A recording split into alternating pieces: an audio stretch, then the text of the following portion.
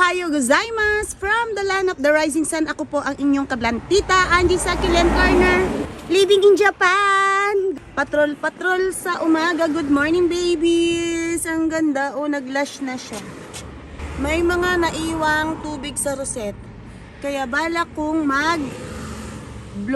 Kinuha ko na yung blower natin sa taas. Yung iba wala naman, yung iba merong tubig sa roset. Kaya kailangan nating i-blower yan mga kasis para iwas sunog. Ayan ang ating haring araw.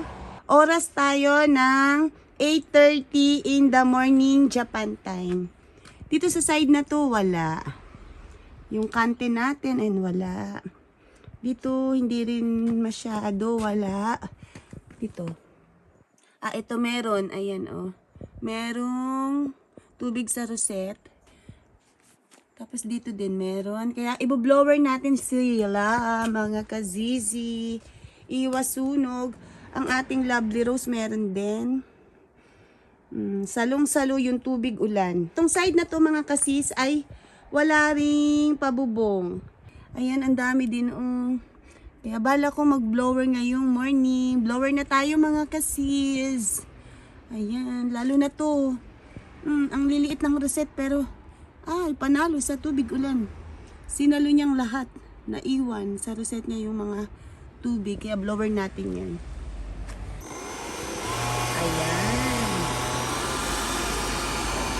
Kailangan nating tanggalin yan mga kasis. Lalo na sa mga beginners, sa mga bago.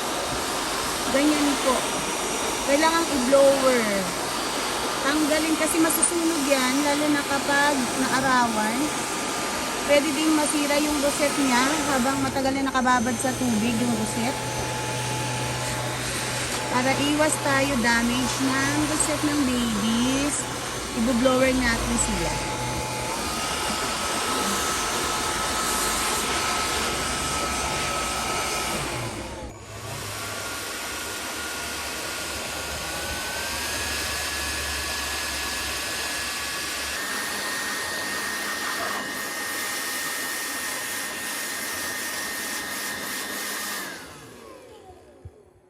Dito meron din.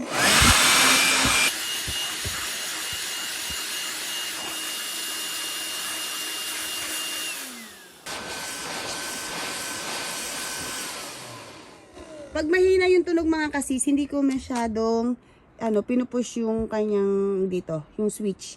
Pero pag malakas yung tunog, ibig sabihin pull yun sa number 3. Pero nakaset tayo ng number 3. Para hindi na tayo mag-adjust.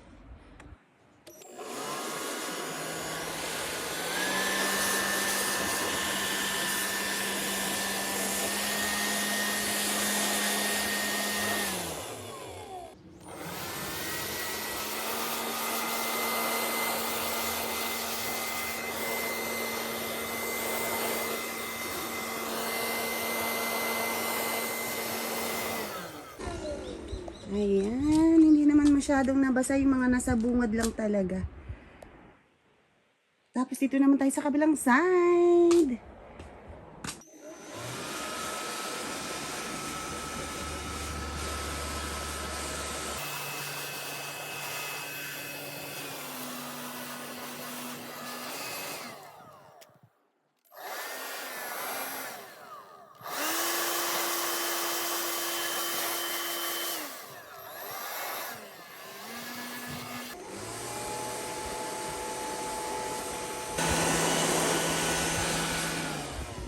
Ayan, okay na. Itong ating main corner. Bungad-bungad lang.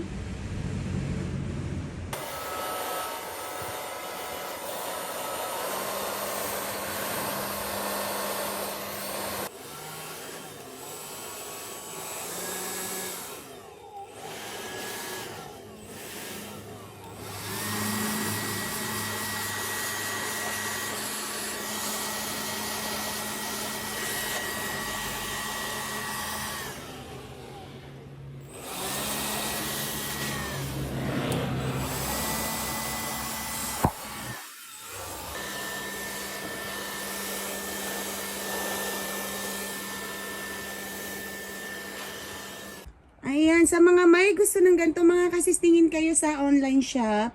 Yung mga nandito sa Japan, pwedeng sa Amazon, Yahoo, Home Center, meron din mga kasis. Ang famous yata na mas magandang gamitin yung Mikata, yun nga lang medyo pricey ng a little bit. Pero itong gamit ko mga kasis, ayan, yan yung kanyang code. Tapos meron akong dalawang extra battery. Yung isa charge ko pa.